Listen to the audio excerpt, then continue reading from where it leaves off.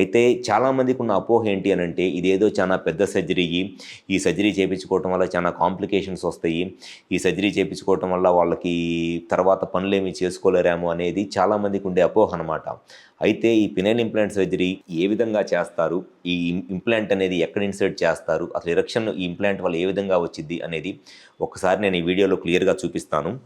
జనరల్గా మగవాళ్ళలో ఎరెక్షన్ రావటానికి అంటే సెక్షువల్గా కలుద్దాము అనుకున్నప్పుడు మగవాళ్ళలో ఎరెక్షన్ రావటానికి కారణం ఏమిటి అనంటే పెన్నిస్ లోపల ఈ కార్పోరా క్యావర్నోజా అనే మజిల్ ఉంటుంది. ఈ కార్పోరా క్యావర్నోజా అనే మజిల్కి బ్లడ్ ఫ్లో ఎక్కువ రావటం వల్ల ఇక్కడున్న మజిల్ కంప్లీట్గా స్ట్రెచ్ అయ్యిద్ది అనమాట, మజిల్ సాగిద్ది.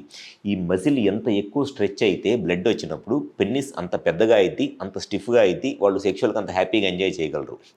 ఎప్పుడైతే ఈ పెన్నిస్లో ఉన్న కార్పోరా క్యావర్నోజా మజిల్కి వచ్చే బ్లడ్ సప్లై తగ్గిపోయిద్దో, లేకపోతే బ్లడ్ వస్తున్నా కూడా ఇక్కడున్న మజిల్ హార్డ్ అయిపోయి కంప్లీట్గా రిలాక్స్ అవ్వట్లేదు, స్ట్రెచ్ అవ్వట్లేదు, అటువంటి వాళ్ళలో ఈ అంగస్తంభన సమస్య వచ్చింది.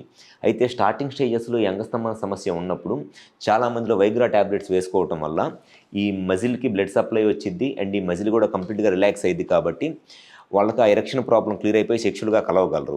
కానీ ఎప్పుడైనా సరే వైగ్రా ట్యాబ్లెట్స్ ఎంత డోస్ వేసుకున్నా ఎరెక్షన్ రావట్లేదో అటువంటి వాళ్ళలో చేసే సర్జరీయే ఈ పెనైల్ ఇంప్లాంట్ సర్జరీ.